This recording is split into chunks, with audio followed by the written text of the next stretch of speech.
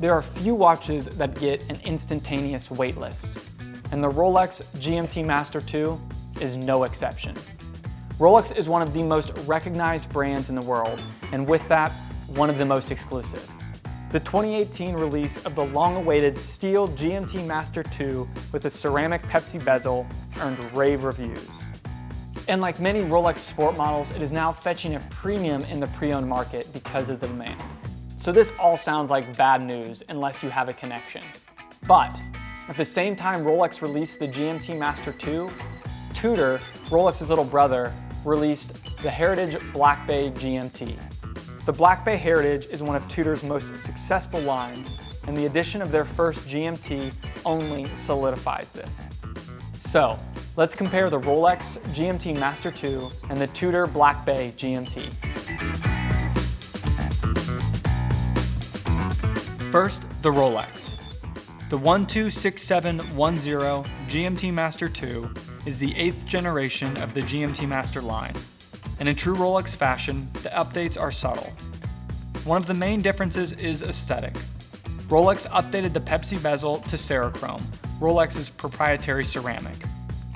Rolex also cleaned up the Jubilee end links, making the transition into the case more seamless. The case remains 40mm, but the lugs were thinned out ever so slightly, also helping make a cleaner transition to the bracelet.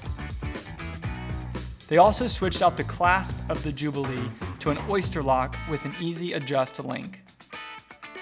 The watch also received the new caliber 3285 with a chrono energy escapement and a 70-hour power reserve. Another change is a small detail where the dial gained an additional coronet between the words Swiss and made at 6 o'clock. All in all, the update was subtle, but more importantly, it is what the people wanted. This is a perfect example of a modern GMT Master 2. Now on to the little brother, the Tudor Black Bay GMT. This is the first GMT in the Black Bay line, and man is it a solid rookie appearance. The Tudor comes in a 41mm case with a 21mm bracelet.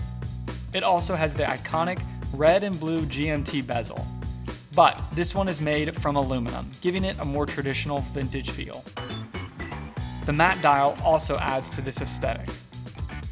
Where we feel the Tudor really shines is with its in-house movement and 70-hour power reserve. Plus, it's a true GMT movement. Just like the Rolex, it has the jumping hour hand. This shows Tudor is not messing around with the quality of their watches. They're not just content being the little brother.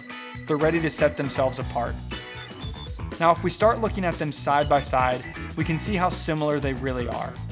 The Rolex case design is a testament to decades of refinement and hugs the wrist perfectly.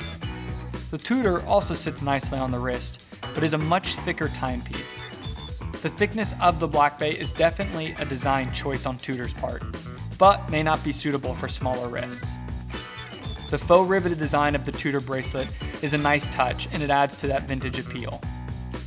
But the Rolex Jubilee bracelet is next level, especially when you're looking at the clasps. The Rolex clasp is a tank. And also, there are the differences in the bezels. Where the Tudor has the more traditional aluminum insert, Rolex has continued with their ceramic bezel and the platinum dusted numbers. Inherently, this costs more. When we break down the comparison, you can start to see where the Rolex inches ahead in manufacturing and exclusivity. But the Tudor embodies the tool watch mentality so much more than the Rolex, and creates a nostalgia for the tool watches of old. Both watches are solid choices, and ultimately the decision is going to come down to what you can and cannot get. Personally, I go back and forth on which I prefer, and it's an ongoing debate around the office too. Let us know which one you like and why. And thanks for watching.